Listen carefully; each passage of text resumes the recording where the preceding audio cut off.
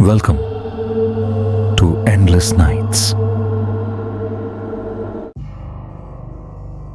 Not everything you see can be explained. Some stories are better left untold.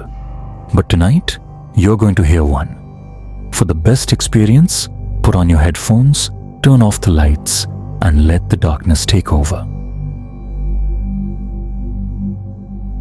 I have been working as a driver for a ride-sharing company for years, and I prefer driving late at night. Less traffic, better tips, but the night shift has its price. And sometimes you find yourself in situations you will never forget. Situations that make you question if accepting that ride was a mistake. That night, I was about to end my shift when I received a request from an abandoned industrial area on the outskirts of the city. I didn't really want to go, but the fare was good, so I decided it would be my last ride for the night. When I arrived at the location, the streets were completely empty, except for the shadow of a man standing under a dim street light. He was tall and thin, wearing a dark coat and a hat that hid most of his face. He didn't move until I stopped the car next to him. For a moment, I considered canceling the ride, but before I could, he opened the back door and got in without saying a word. "Where to?" I asked, even though the destination was already on the app. There was a few seconds of silence before he answered in a low, almost whispering voice. "Just drive." I felt uneasy.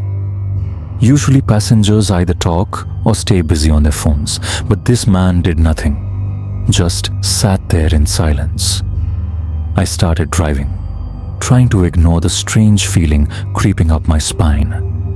I glanced in the rearview mirror, but he was sitting in the shadows, his face barely visible.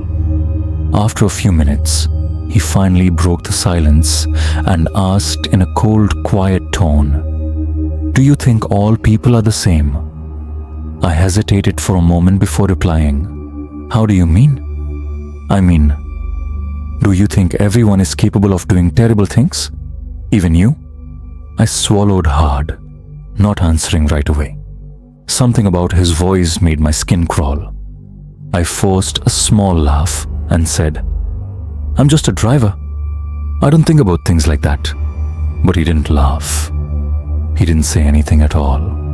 He just sat there, silent. After a few minutes, I noticed that the route had changed.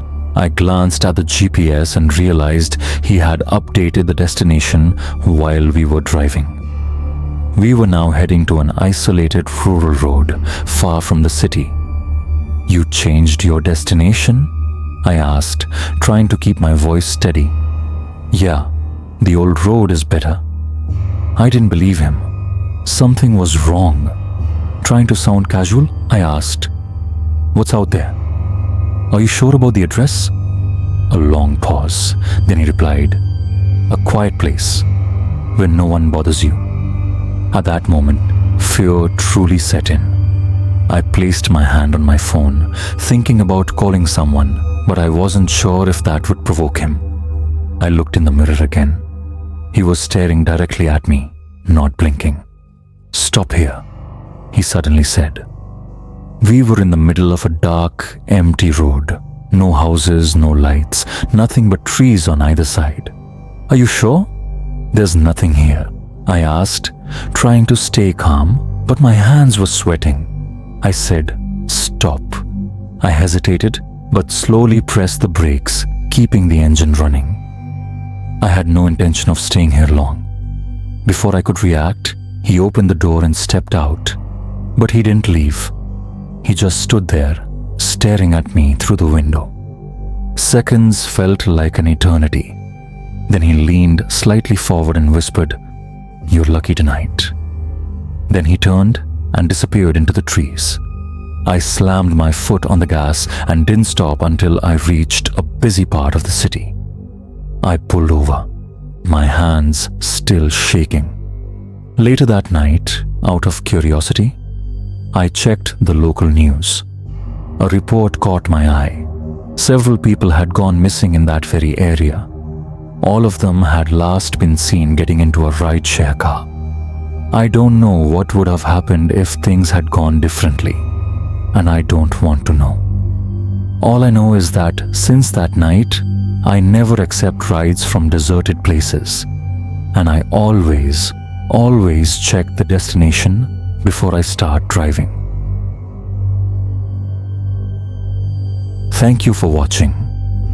If you enjoyed this creepy story, don't forget to like and subscribe to my channel. And remember, the darkness is always watching.